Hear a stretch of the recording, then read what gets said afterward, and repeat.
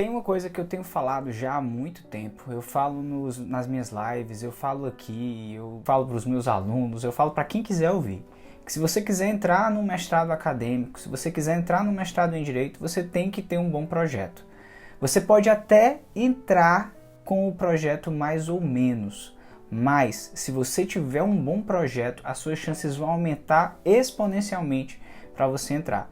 Primeiro, porque o projeto é aquilo que você vai ter controle do começo ao fim. Segundo, porque toda seleção de mestrado, ou sei lá, cerca de 99, 95% das seleções de mestrado exigem que você apresente um projeto de pesquisa. E terceiro, porque os programas que cobram outras provas, por exemplo, uma seleção típica da UFC ou da USP, que você tem uma prova de conhecimentos gerais e uma prova sobre o seu projeto. Você pode buscar em vários outros programas de pesquisa e em praticamente todos você ainda vai ter que apresentar um projeto e talvez você tenha que fazer ali uma prova de conhecimentos gerais. Então, na minha perspectiva, se você conseguir montar um bom projeto, você já aumenta muito as suas chances de conseguir entrar em um bom programa de pesquisa. Mas qual é o problema aí, né? O drama é que fazer um projeto de pesquisa dá trabalho, é difícil e eu percebo que muita gente tem dificuldade com isso. E aí o objetivo aqui é tentar entender de onde é que vem essa dificuldade, principalmente tentar compreender como melhorar essas coisas, né? Então vamos lá. Quando a gente vai fazer um projeto de pesquisa, é importante que a gente tenha em mente que nós não estamos fazendo um texto de natureza tipicamente jurídica. O que eu quero dizer? Um projeto de pesquisa, ele é mais um texto científico do que um texto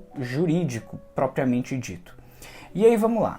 De onde é que vem essa dificuldade, né? A base da formação do direito, e isso não é dito por mim, tá? Professores como o professor Alexandre Araújo Costa tem textos que tratam sobre isso. Por muito tempo, as faculdades de direito, logo no seu início, tinham o direito como um curso muito técnico, e ainda é, né? De fato, é um curso bastante técnico. E é um curso do qual a pessoa que entra, ela basicamente deveria ter 3 formações, chamado de trivium. E o que é esse trivium? As 3 formações seriam o quê? Seria uma formação, no primeiro plano, acerca de como que a pessoa organiza os argumentos. Então seria uma formação ligada aí a compreender como a dialética funciona. Uma outra formação que é importante para os juristas é a formação acerca da retórica, que vai possibilitar que ele construa argumentos persuasivos. E um terceiro ponto aí seria a linguagem, ou o domínio aí do léxico, né? A capacidade que ele vai ter ali de apresentar e de se comunicar claramente. Só que aqui um pouco diferenciado da retórica, porque a retórica tem a finalidade de convencer, enquanto que na outra perspectiva é o domínio da língua como um todo, né? E aí vejam, nesses 3 elementos que nós temos como base da formação do ensino jurídico, esses 3 elementos, nenhum deles vocês encontram investigação científica, nenhum deles vocês encontram desenvolvimento de pesquisa. De fato, o direito ele é um curso que se insere dentro do campo das ciências humanas aplicadas e ele é composto por várias técnicas. Essas características permanecem até hoje em vários cursos do direito. Um bom jurista, quando ele se forma e ele vai ter ali vários ferramentais para que ele possa construir bons pareceres, para que ele possa convencer as pessoas daquilo que ele apresenta como argumento jurídico. Basicamente é isso que o jurista faz. Seja o jurista um advogado, seja o jurista um juiz, seja um jurista um procurador. De maneira geral, o jurista ele está sempre ali tentando lhe convencer sobre o ponto de vista que ele possui, sobre o ponto de vista que ele apresenta. Na formação do jurista, dentro da academia, há pouco espaço para que ele trabalhe habilidades voltadas para a construção de perguntas acadêmicas científicas. Um jurista, ele não é por natureza um cientista. Um jurista, ele não é por natureza uma pessoa que pensa a partir do método científico. E quando ele se depara com a necessidade de criar, de fazer um projeto de pesquisa, é isso que ele precisa fazer. E o projeto de pesquisa é uma espécie de guia, é uma espécie de plano, né? De blueprint. Vocês já viram aqueles filmes de assalto, né? Que o cara vai invadir o banco, eles têm todo um plano para invadir o banco. Aquele plano, né? Ele abre aquele papel azul para mostrar o plano de como é que vai entrar, como é que vai sair, o que é que pode acontecer de certo, o que é que pode acontecer de errado e tal. Um projeto de pesquisa é como se fosse esse negócio, só que voltado para desenvolvimento de um trabalho acadêmico. Quando você precisa apresentar um projeto científico para poder entrar num programa de seleção de mestrado, a ideia ali é que você mostre para as pessoas que vão selecionar você que você sabe construir um bom plano de pesquisa. Tanto se associa com essa ideia de plano, que quando eu fui fazer o meu mestrado pela primeira vez, acho que lá em 2015, o que eu tinha que apresentar não era um projeto, era um plano de pesquisa. Ou seja, era um documento que mostrasse que aquela minha ideia era viável, era um documento que demonstrasse que havia uma pergunta científica a ser respondida de maneira pertinente, de que havia tempo para que eu conseguisse responder. Então, esse é um dos fundamentos que traz muita dificuldade para o jurista quando ele vai para o mundo acadêmico, porque ele está acostumado a fazer parecer. Só que um texto científico acadêmico, ele não tem o formato de parecer.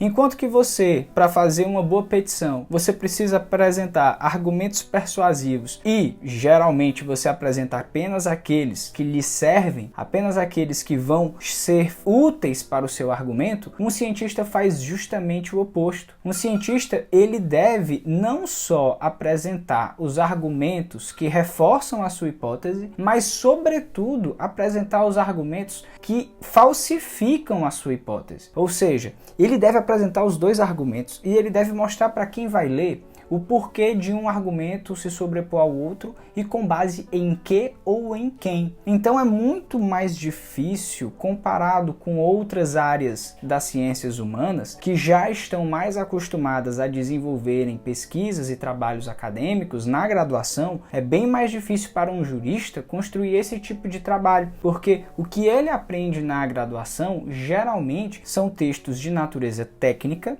a exemplo de petições, de pareceres, de sentenças, e um texto acadêmico não possui essas características, e eu vejo muito isso acontecendo. Quando eu pego trabalhos de projetos de pesquisa, de alunos que pedem para eu ler porque querem tentar fazer mestrado, ou quando eu pego trabalhos de mestrandos e de doutorandos. Então esse é o motivo pelo qual esse problema acontece. E como é que a gente resolve esse problema, né? Aí aqui eu vou dar para vocês pelo menos duas dicas.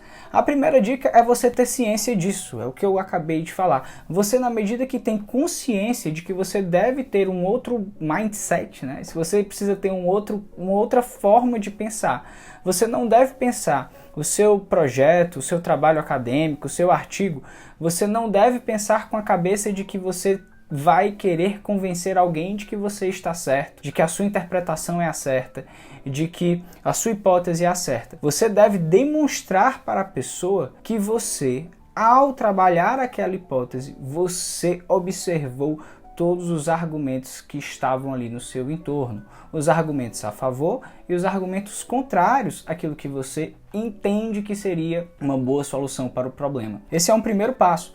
O segundo passo é tentar construir perguntas que realmente você não saiba a resposta, ou que você possa até ter uma ideia da resposta, mas que você não consegue afirmar com segurança aquela resposta sem antes fazer uma pesquisa. Vou dar um exemplo. Imagina, eu poderia dizer o seguinte: olha, as decisões do Supremo Tribunal Federal, quando eles aplicam o princípio da proporcionalidade, são decisões inconsistentes. Eu poderia fazer essa afirmação, mas eu não tenho como garantir que a minha afirmação está correta, sem que eu faça uma pesquisa de campo em que eu pegue as decisões do Supremo Tribunal Federal e verifique como que ele aplica na prática o princípio da proporcionalidade. Então, a pergunta poderia ser algo como: quais são os métodos ou quais são os elementos que o Supremo Tribunal Federal utiliza quando aplica o princípio da proporcionalidade?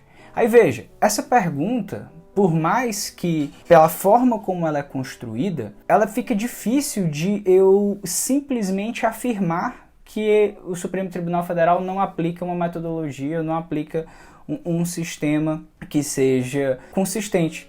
eu preciso ir nas decisões, eu preciso ir lá e verificar in loco as decisões para poder afirmar ou falsear a minha premissa, a premissa dessa pergunta. Então isso já seria um indicador de uma boa pergunta de pesquisa, porque para que a gente possa responder essa pergunta, eu preciso da observação, eu preciso ir lá e verificar se realmente é assim que acontece. E aí talvez eu até tenha uma surpresa e descubra que, na verdade, o Supremo Tribunal Federal tem ali um método que ele costuma replicar quando aplica o princípio da proporcionalidade ou não. E lógico, né, para critérios de trabalho acadêmico, seria mais interessante tornar essa pergunta mais específica, para tornar o trabalho mais viável.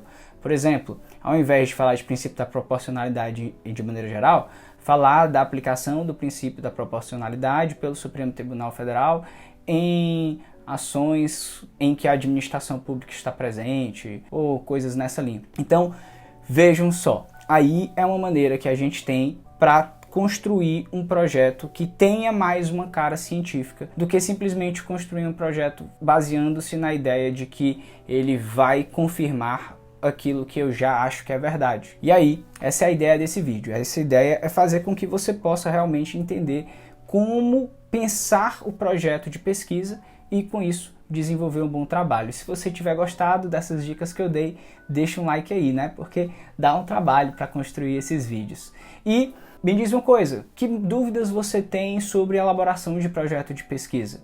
O que mais eu poderia falar aqui sobre projeto de pesquisa que você teria interesse? Se você quiser ver mais conteúdo sobre isso, se você quiser entender um pouco mais sobre projeto acadêmico, eu vou colocar uns vídeos aqui para você continuar entendendo um pouco mais sobre esse tema. Valeu!